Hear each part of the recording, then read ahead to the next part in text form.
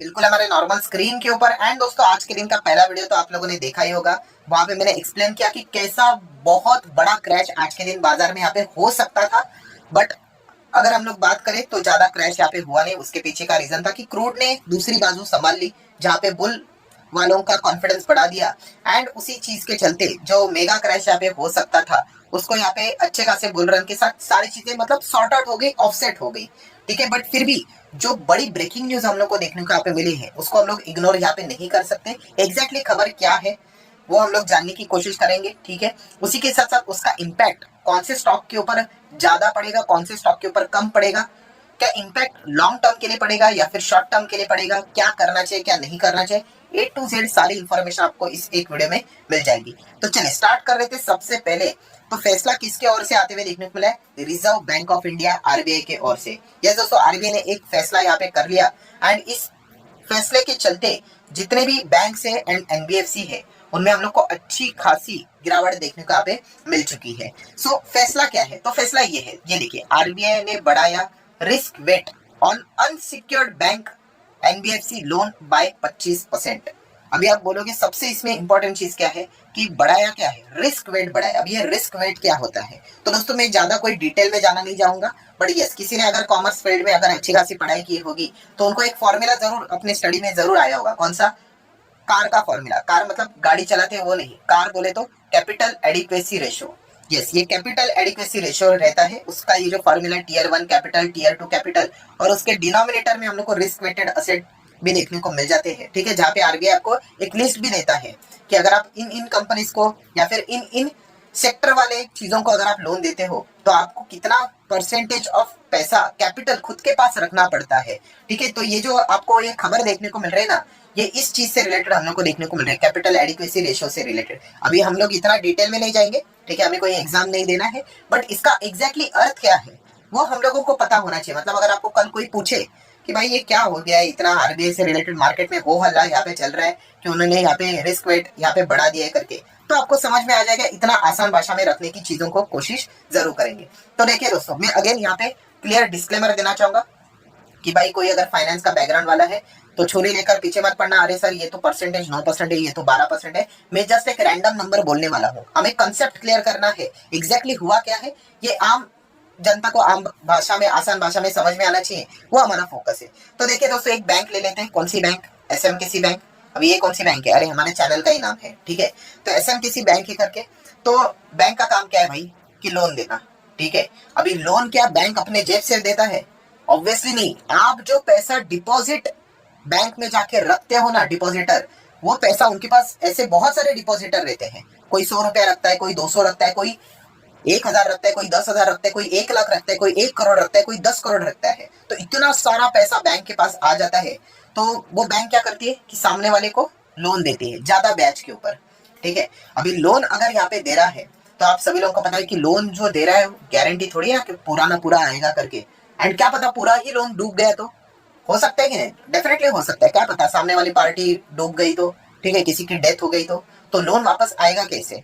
तो दोस्तों यहाँ पे अलग अलग फॉर्मूला यहाँ पे रहते हैं। तो आरबीआई कुछ भी करके यहाँ पे डिपॉजिटर्स को सेफ रखने की कोशिश यहाँ पे करता है। तो इसलिए वो यहाँ पे क्या बोलता है कि चलो एसएमकेसी, अगर आप यहाँ पे 100 रुपए का लोन दे रहे हो ना, एक काम कीजिए, 10 रुपया आप अपने पास आपका खुद का होना चाहिए, जिसको हम लोग क्या बोलते हैं पता है? कैपिटल। यस, खुद का बोला है, खुद का, डिपॉजिटर का नहीं। ये जो आप 100 रुपया यहाँ पे दे रहे हो ना, ये तो डिपॉजिटर का ही पैसा है जो आप आगे फॉरवर्ड कर रहे हो ज्यादा ब्याज के लिए। बट आपका खुद का 10 रुपया बैंक में यहाँ पे होना चाहिए, और आप उसको यहाँ पे हाथ नहीं लगाओगे, क्योंकि कल अगर कुछ गड़बड़ अगर हो गई, आपका 100 रुपया दिया हुआ वापस अगर नहीं आया एंड अगर बैंक डूब गया तो हमारा सबसे पहला फोकस रहेगा कि कुछ भी करके डिपॉजिटर्स को बचाया जाए करके, तब जाके ये पैसा धीमे धीमे करके हम लोग काम में लाएंगे करके। ठीक है, वैसे ही सीआरआर का पैसा पड़ा हुआ है, एसएलआर का भी हम लोग रेशो के हिसाब से इस्तेमाल करेंगे। तो ये फोकस यहाँ पे किया जाता है। सो इन शॉर्ट अगर हम लोग यहाँ पे बात करें तो आरबीआई यहाँ पे क्या करने की कोशिश कर रहा है कि जो बैंक यहाँ पे सिक्योर्ड लोन देता है ना, उनको कोई टेंशन लेने की जरूरत नहीं है। क्यों? क्योंकि सिक्योर्ड लोन देखा गया, आप अगर 100 करोड़ का लोन देते हो, वो सिक्योर्ड है, मतलब उसके पीछे कोई सिक्योरिटी है, सामने वाली पार्टी ने हाथ खड़े कर दिए तो भाई जो भी सिक्योरिटी रखी हुई है उसको हम लोग भेज देंगे। ठीक है, फॉर एग्जाम्पल होम लोन, क्या ये रूल जो आरबीआई ने लेके आया है क्या वो होम लोन के ऊपर लगेगा? बिल्कुल भी नहीं। क्यों? क्योंकि होम लोन इतना बड़ा जो आपको मिलता है, प्रॉपर्टी के कागजात तो बैंक के पास चले जाएंगे, तो मत देना पैसा, कोई बात नहीं, बैंक आपका प्रॉपर्टी बेच देगा। ठीक है, तो वो सिक्योर्ड लोन के लिए ये रूल एप्लीकेबल नहीं है। और कौन से सिक्योर्ड लोन होते हैं? Gold loan. कोई कंपनी अगर गोल्ड लोन देती है, क्या करती है, नाम में ही आ गया, आप अपना गोल्ड दो मुझे, हम गिरे मतलब हमारे पास रहेगा, ये पैसा लेके चले जाओ।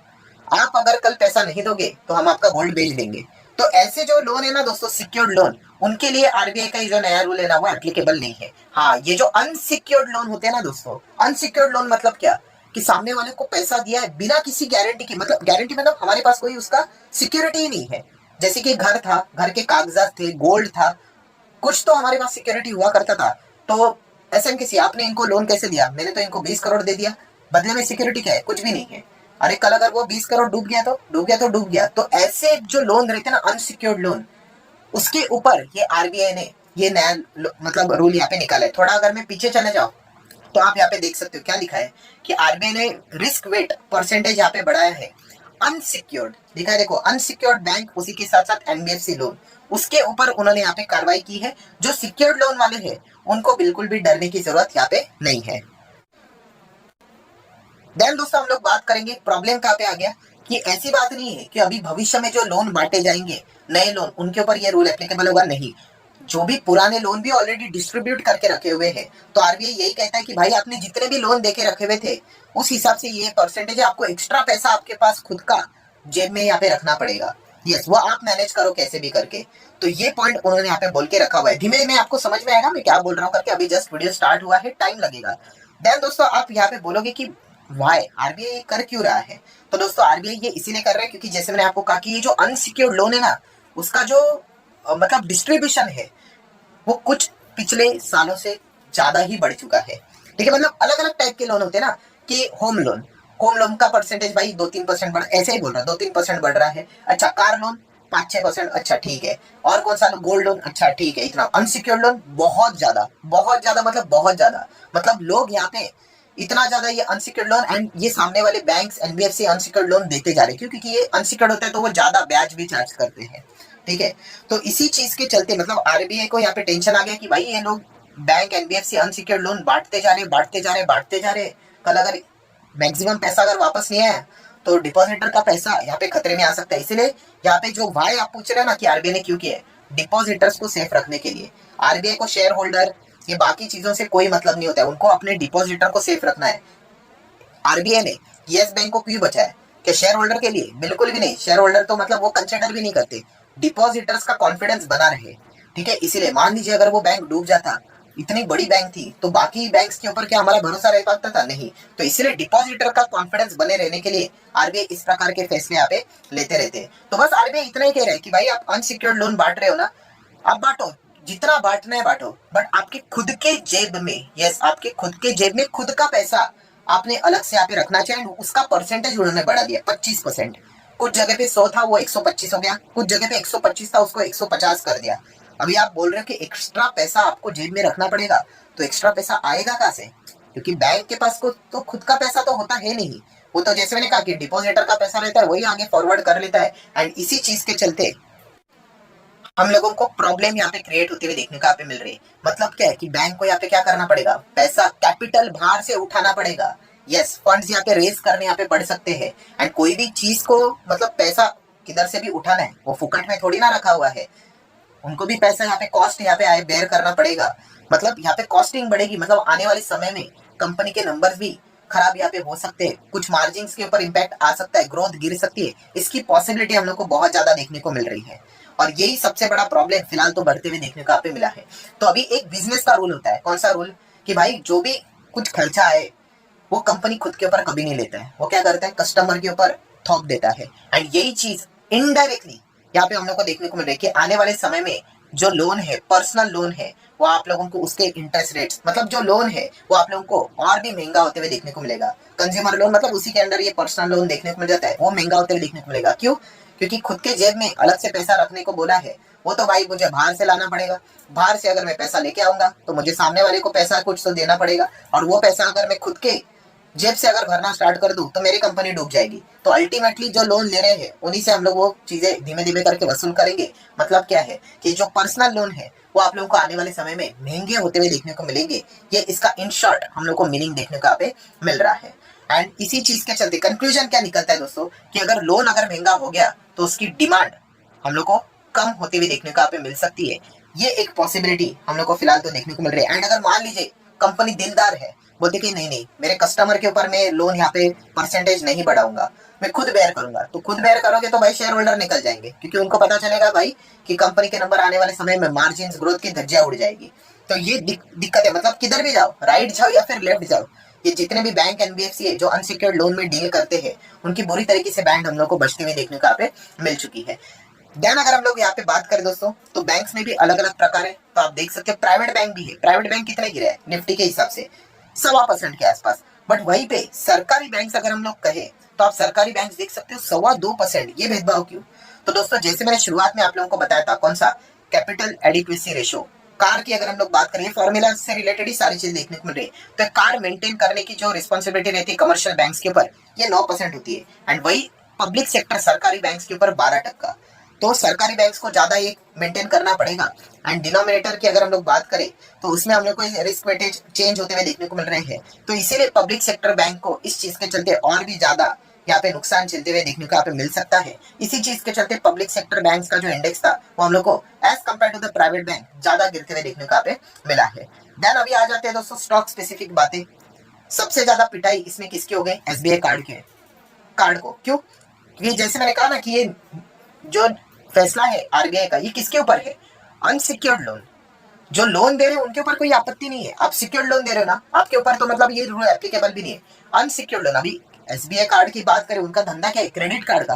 क्रेडिट कार्ड तो 100% अनसिक्योर्ड लोन है और इनका पूरा का पूरा पोर्टफोलियो अनसिक्योर्ड वाला ही है। तो इसी चीज के चलते एसबीआई कार्ड आप देख सकते हो सीधा क्रैश शुरुआत से ही लेकर अंत तक गैप डाउन ही रहा और गैप डाउन ही रहा।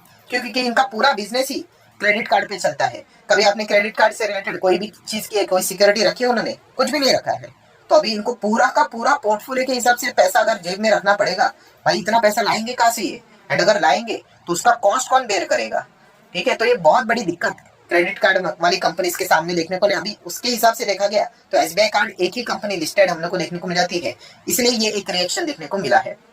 अभी मुथूट फाइनेंस देखिए, ये तो गोल्ड लोन वाली कंपनी, इसको फर्क पड़ा क्या? कुछ भी नहीं पड़ा। वॉलेटिलिटी जरूर रही बाजार में, बट ये तो हरे निशान में रहा। क्यों?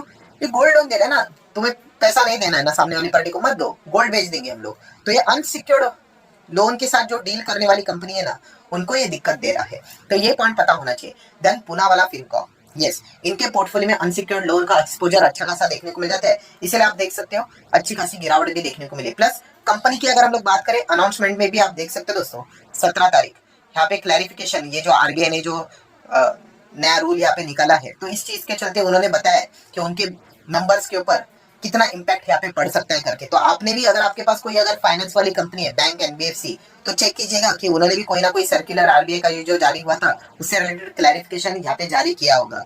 तो वो बता रहे कि कितना इम्पैक्ट उनके बिजनेस के ऊपर आ सकता है करके, तो कुछ आइडिया आपको भी यहाँ पे लग सकती है। देन पेटीएम को भी इम्पैक्ट यहाँ पे जरूर पड़ेगा, ये भी अनसिक्योर्ड लोन बांटते हैं, तो इनमें भी अच्छी खासी गिरावट होते हुए देखने को मिली।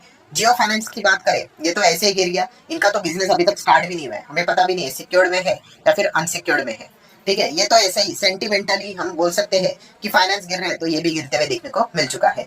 देन बजाज फाइनेंस की बात करें, यस, ये भी अनसिक्योर्ड में अच्छा खासा काम करते हैं, तो इनमें भी 2% की गिरावट देखने को आपको मिल चुकी है।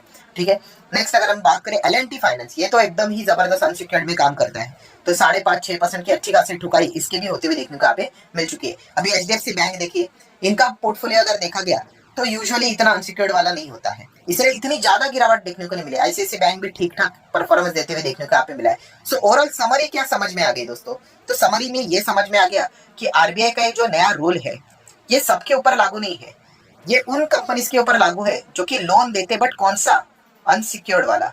अनसिक्योर्ड लोन अगर आप बांटते हो तो उससे रिलेटेड आरबीआई कह रहा है कि भाई तुम बांटो, 10 गुना बांटो, कोई दिक्कत नहीं है, बट खुद के जेब में ज्यादा पैसा अभी रखना पड़ेगा आपको। अभी खुद के जेब में रखना पड़ेगा पैसा, तो मार्केट से किधर से तो लाना पड़ेगा, और जहां से भी वो लाएंगे उसका कॉस्ट बेयर करना पड़ेगा, एंड वो कंपनी खुद से तो करेगी नहीं, तो अल्टीमेटली वो आपके ऊपर ही वो कॉस्ट पास ऑन कर देगी, आपके ऊपर वो कॉस्ट पास ऑन कर देगी, तो लोन महंगा हो जाएगा। लोन अगर महंगा हो जाएगा तो डिमांड कम हो जाएगा, एंड इसी चीज के चलते कंपनी के आने वाले नंबर्स के ऊपर भी इम्पैक्ट देखने को मिल सकता है। इसलिए जो जो अनसिक्योर्ड लोन में काम करने वाली कंपनी थी, उनके शेयर में अच्छी खासी पिटाई हम लोग को देखने को यहाँ पे मिल गई। अब आ जाते हैं एकदम फाइनल कंक्लूजन में, क्या इसके चलते अगर हमारे पास फाइनेंस वाली कंपनी है, हम तो बर्बाद हो गए, हम तो लूट गए, क्या ऐसा कुछ हुआ है? तो दोस्तों बिल्कुल भी नहीं। क्यों? क्योंकि एक्सटर्नल इश्यू है, ये मैंने बहुत बार आप लोगों को कहा है। इंटरनल इश्यू होता है तो डरने की बात है, एक्सटर्नल इश्यू मतलब क्या, कि जो भी कंपनी अनसिक्योर्ड में काम यहाँ पे कर रही है, ये सबके ऊपर इक्वली ये रूल एप्लीकेबल होने वाला है। कि अगर आप पहले 100% वेटेज रखते थे रिस्क वेट, तो आपको 125 आपको भी करना है, मुझे भी करना है, हर किसी को यहाँ पे करना है। ठीक है, तो यहाँ पे कोई दुनिया खत्म नहीं हुई, इसके पहले भी इस प्रकार की चीजें हम लोगों ने यहाँ पे देखी थी। तो इसका जो इम्पैक्ट है वो डेफिनेटली हम लोग को शॉर्ट टर्म पे ही देखने को यहाँ पे मिलेगा। ठीक है, लॉन्ग टर्म के हिसाब से देखा गया तो इस न्यूज के चलते आपको कोई ज्यादा डरने की जरूरत यहाँ पे नहीं है। हाँ, बट शॉर्ट टर्म में आपको जरूर बार बार डिस्टर्ब यहाँ पे करते रहेगा। एंड इनफैक्ट बहुत सारे बैंक एंड एनबीएफसी आरबीआई के पास यहाँ पे जाने वाले, रिक्वेस्ट करने वाले हैं कि थोड़ा सा इसको रिकंसिडर कीजिए करके। वो देख लेते हैं वो आरबीआई क्या डिसीजन यहाँ पे लेता है करके। बट फिलहाल ये सारी चीजें हम लोग को बाजार में आज देखने को यहाँ पे मिले, एंड इसी चीज के चलते बैंक निफ्टी फाइनेंशियल सर्विसेज में प्रेशर यहाँ पे देखने को मिला था। सो आशा करता हूँ दोस्तों वीडियो लंबी जरूर यहाँ पे हो चुकी है, बट पूरा A to Z क्या क्या चीजें यहाँ पे हुई थी वो सारी यहाँ पे मैंने कवर कर ली। तो वीडियो अच्छा लगे तो जरूर कमेंट सेक्शन में यस करके फीडबैक भी दे देना कि आपको समझ में आया कि एग्जैक्टली क्या मैटर यहाँ पे हुआ था करके। एंड वीडियो अच्छा लगा होगा तो चाहो तो लाइक एंड शेयर भी कर सकते।